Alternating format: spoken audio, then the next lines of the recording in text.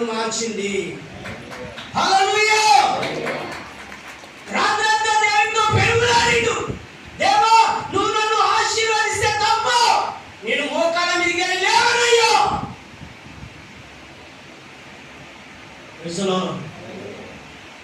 ప్రార్థన చేస్తే కొంతమంది ఇలా పైకప్పే పోదు. యాకోబు ప్రార్థన దేవుని మనసును దోచుకున్న ప్రార్థన. దేవుని మనసు మారింది. యాకోబును దేవుడు దీవించాడు. రాత్రి అంతా పెరుగులాడు.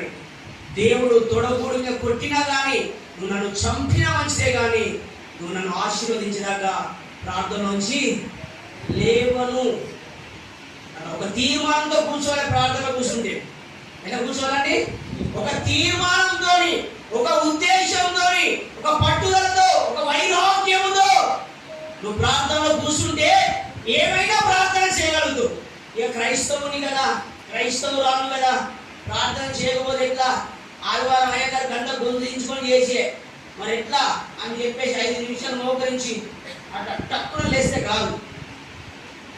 అది అలవాటు. అది నీ అలవాటు ప్రకారం, నీ ఆచారం కానీ అది ఆత్మీయత కాదు. దాని ద్వారా వచ్చే లాభం ఏమి ఉండదు. అది పెదవులతో చేసిన ప్రార్థన. ప్రార్థన అంటే ఒక ఉద్దేశం ఉండాలి, ఒక గురి ఉండాలి, ఒక వైరాగ్యం ఉండాలి. పట్టుదలతో భారంతో చేస్తే నువ్వు ఏమైనా 1 గంట అర్ధగంట చేయగలుగుతావు.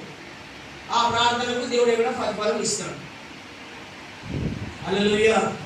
మరి వ్యక్తిగత ప్రార్థన జీవితం ద్వారా యాకోబు జీవితము ఆశీర్వాదకరంగా మార్చబడ్డది. Praise the lord. ఏంటంటే మొదటి విషయం వ్యక్తిగత ప్రార్థన అండి. చేయండి దయచేసి. చేస్తారు కదా. యాకోబు జీవితం మోసకరమైన జీవితం. 20 సంవత్సరాలు నరక యాతన పడ్డాడు.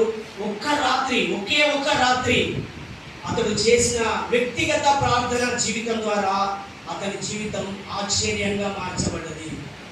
శాపగ్రస్తమైన జీవితాన్ని దేవుడు కొట్టేసిండు ఒక్క రాత్రి ప్రార్థన ద్వారానే. Praise the Lord. మనం ప్రతిరోజు చేస్తామంటాం. ప్రతిరోజు నేను వ్యక్తిగతంగా చేస్తున్నాను.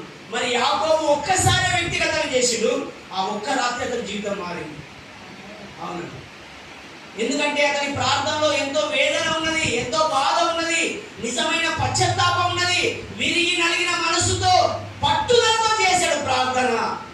అందుకనే దేవుడు అతన్ని ఆశీర్వదించాడు.